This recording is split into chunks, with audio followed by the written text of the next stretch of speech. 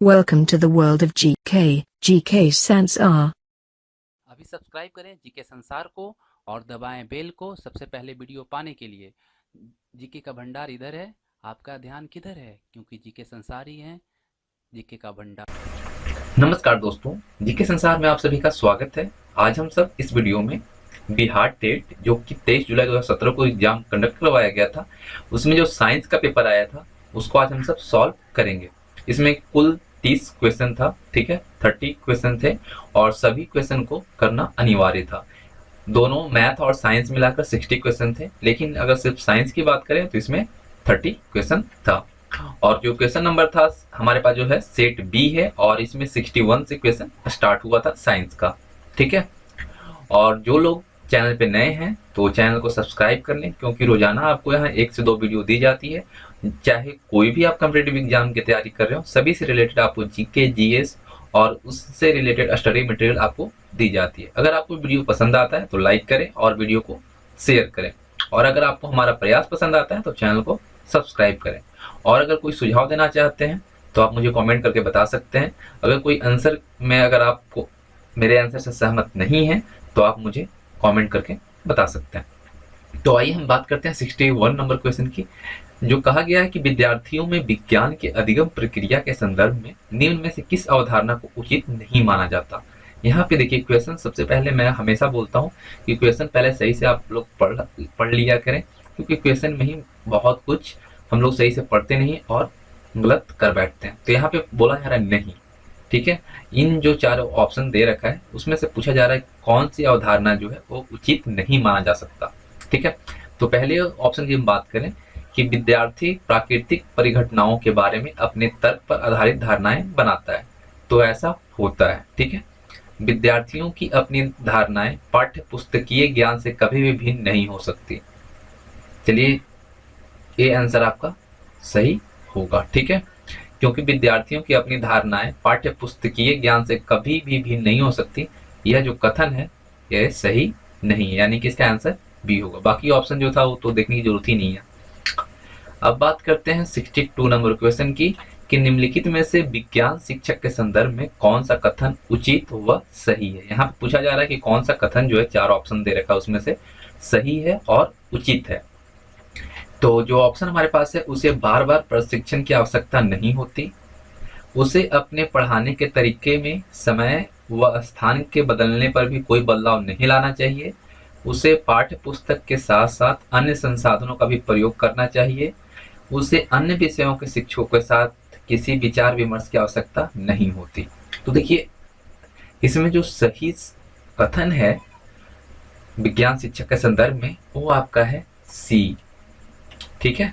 और क्यों है? क्योंकि उसे पाठ्य पुस्तक के साथ साथ अन्य संसाधनों का भी प्रयोग करना चाहिए, जिसे हम प्रयोगी विषय के तौर पे पढ़ते हैं, उससे बच्चों को आसानी से समझ में आती है।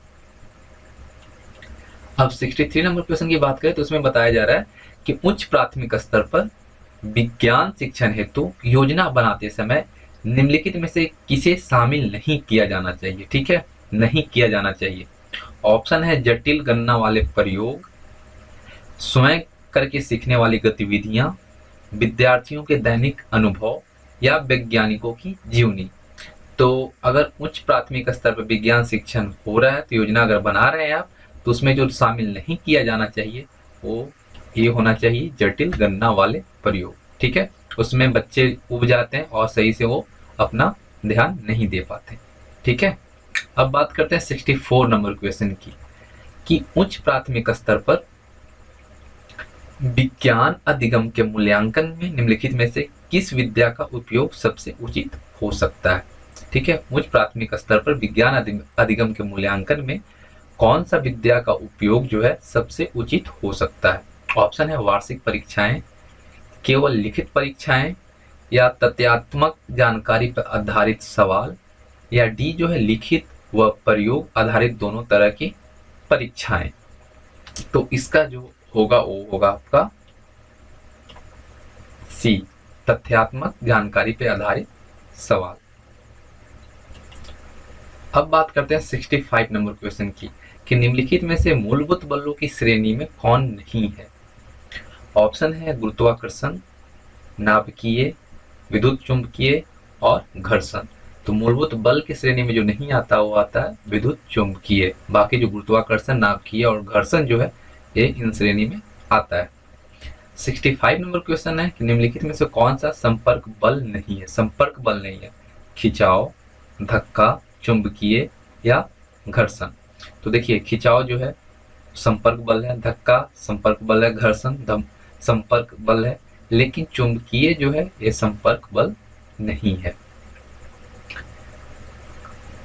ठीक है, अब बात करते हैं 67 नंबर की कि संघनन की क्रिया में क्या होता है? सूरज की किरणें धरती तक आ जाती हैं, वाष्प का जल में बदलाव होता है, ठोस पदार्थ तरल पदार्थ में बदल जाता है, या फिर अगरबत्ती की खुशबू कमरे में फैल जाती है। तो इसका जो होता है संघनन में कि वाष्प का जो बदलाव होता है वो जल में होता है, वाष्प जो है वो जल में बदल जाता है। 68 नंबर क्वेश्चन है कि निम्नलिखित में से गलत युग्म की पहचान करें। ठीक है, मरकरी चालक, ठीक है, पैराफिन विद्युत रोधी, कॉपर चालक, चीनी मिट्टी विद्युत चालक। ठीक है, तो इसका आप सब जान रहे हैं मरकरी जो है वो चालक है, पैराफिन जो है वो विद्युत रोधी यानी विद्युत को रोकता है और रोधक है वो, कॉपर ये भी चालक है। ठीक है, जो बिजली को विद्युत चालक बता रहा है चीनी मिट्टी को, ये बिल्कुल गलत है क्योंकि यह विद्युत विरोधी है। ठीक है, विद्युत का कुचालक है ना कि सुचालक है। ठीक है, अब आते हैं 69 नंबर क्वेश्चन की।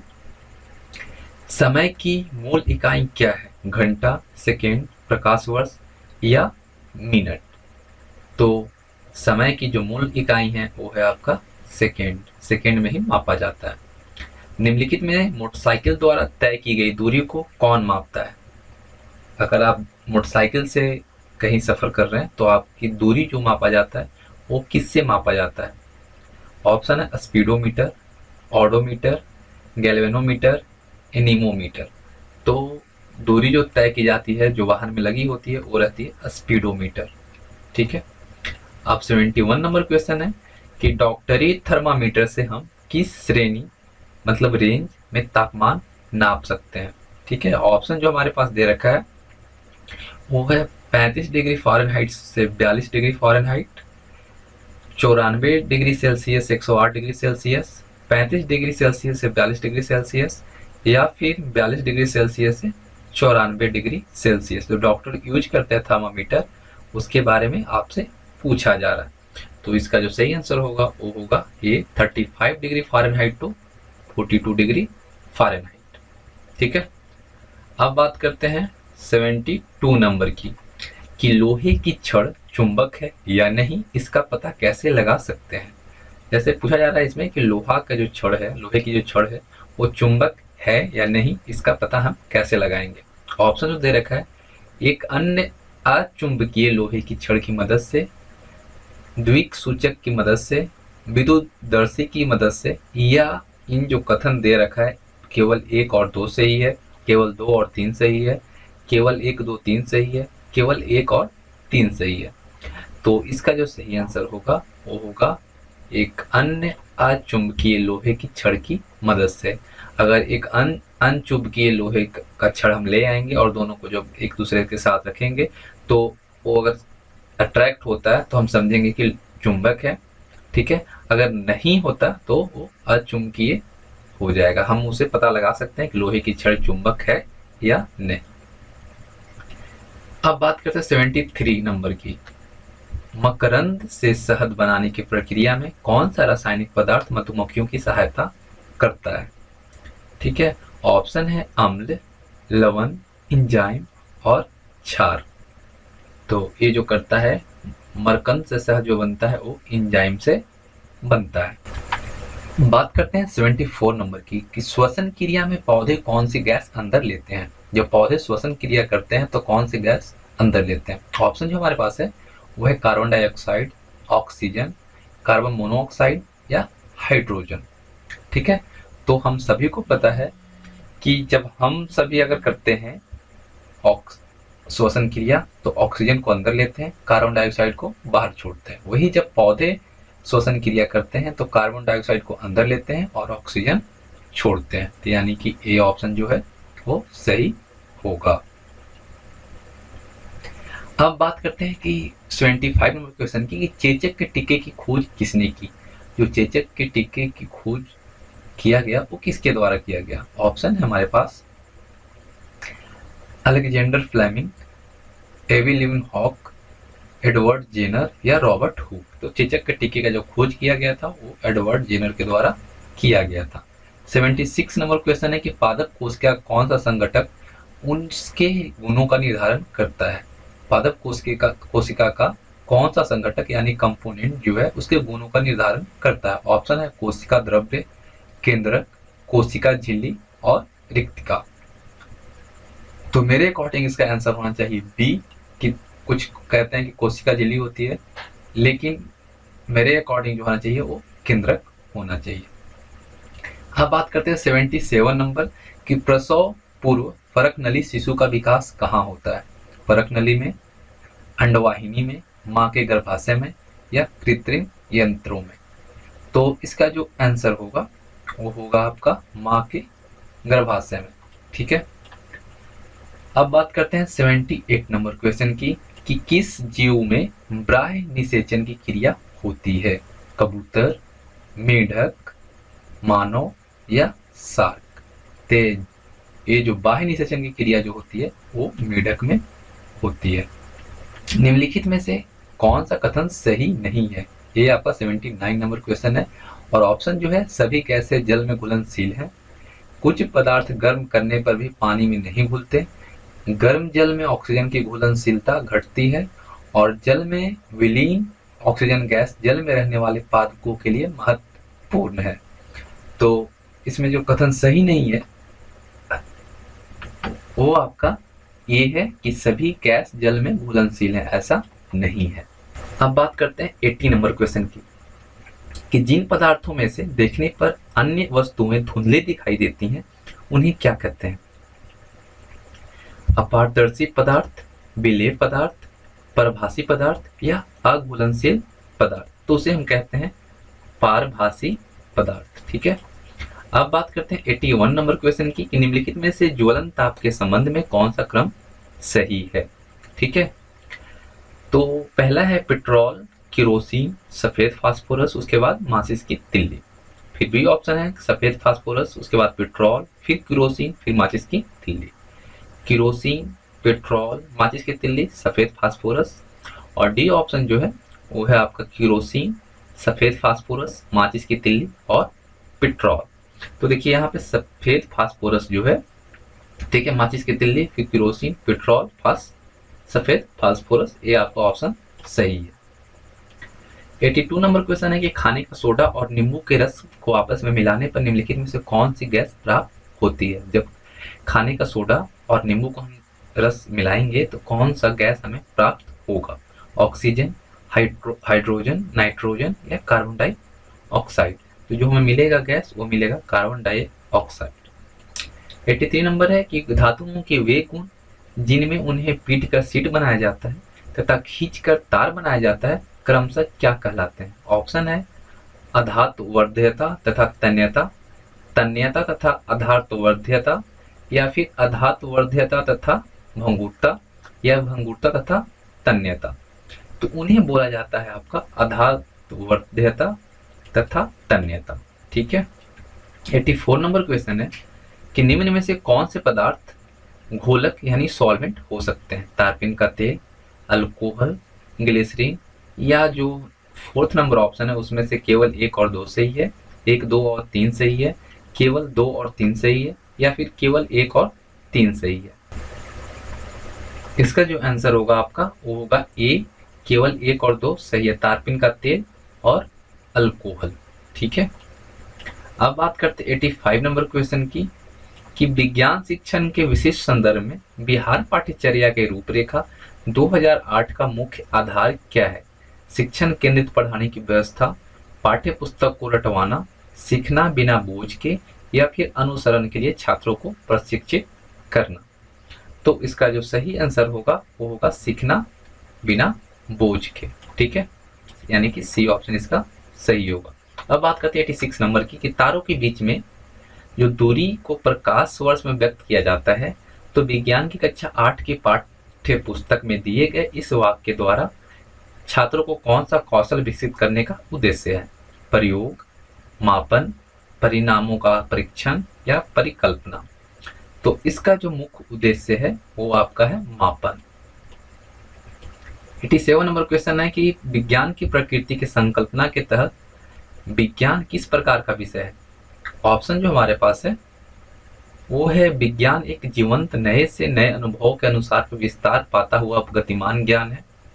विज्ञान में सभी सिद्धांत पूर्व निर्धारित हैं और उनके बदलने की कोई संभावना नहीं है। विज्ञान केवल प्रयोगशाला से जुड़ा हुआ विषय है और उसका सामाजिक संदर्भों से कोई संबंध नहीं, बिल्कुल गलत है। विज्ञान के नियमों को सभी लोग को अंतिम सच के रूप में स्वीकार करना चाहिए। तो विज्ञान की प्रकृति की संकल्पना के तहत विज्ञान किस प्रकार का विषय है? इसका जो आंसर होना चाहिए वो होना चाहिए ए, कि विज्ञान एक जीवंत नए से नए अनुभव के अनुसार विस्तार पाता हुआ एक गतिमान ज्ञान है, क्योंकि विस्तार इसमें हमेशा होता ही रहता है। 88 नंबर क्वेश्चन है कि निम्नलिखित में से प्रौद्योगिकी के संबंध में कौन सा कथन सबसे अधिक उपयुक्त है? ऑप्शन है प्रौद्योगिकी आधुनिक विज्ञान का महज एक अनुप्रयोगिक स्वरूप है। एक विषय के रूप में प्रौद्योगिकी की अपनी स्वायत्तता है। प्रौद्योगिकी के में अन्वेषण नहीं है, या फिर प्रौद्योगिकी सार्वभौम है जबकि विज्ञान स्थानीय होता है। तो इसका जो सटीक आंसर होगा वो होगा आपका ए, प्रौद्योगिकी आधुनिक विज्ञान का महज एक अनुप्रयोगिक स्वरूप है।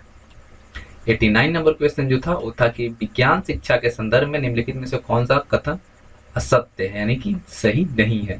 ऑप्शन है विज्ञान शिक्षा में शोध की कोई आवश्यकता नहीं है। विज्ञान की पठन पाठन की शैली को विकसित करने की जरूरत है। विज्ञान को सीखने सिखाने के लिए शिक्षण शैली पर लगातार शोध करने की आवश्यकता है। ये सब बिल्कुल सही है। विज्ञान को सिखाने के लिए कार्यकलाप आधारित पढ़ाने का तरीका व्याख्यान विधि से बेहतर है, भी सही है। तो ये कथन जो ए है आपको बिल्कुल गलत है।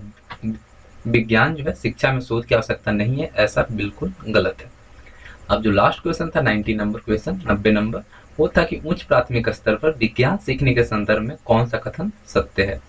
ऑप्शन जो हमारे पास था वो था विज्ञान सीखने के लिए भाषा में दक्षता जरूरी है। विज्ञान व भाषा के बीच कोई अंतरंग संबंध नहीं है। विज्ञान को द्वितीय भाषा में पढ़ना अत्यंत सरल है। भाषा विज्ञान के सिद्धांत निर्माण में कोई भूमिका नहीं निभाती। तो इसका जो सही आंसर होगा वो होगा बी, विज्ञान और भाषा के बीच में कोई अंतरंग संबंध नहीं है। आशा करता हूँ ये वीडियो पसंद आएगी आपको और आपके आंसर मिलाने में भी सहूलियत होगी। अगर आपको हमारा प्रयास पसंद आए तो चैनल को सब्सक्राइब करें, वीडियो को लाइक करें और शेयर करें। मिलते हैं अगली वीडियो में, तब तक के लिए धन्यवाद।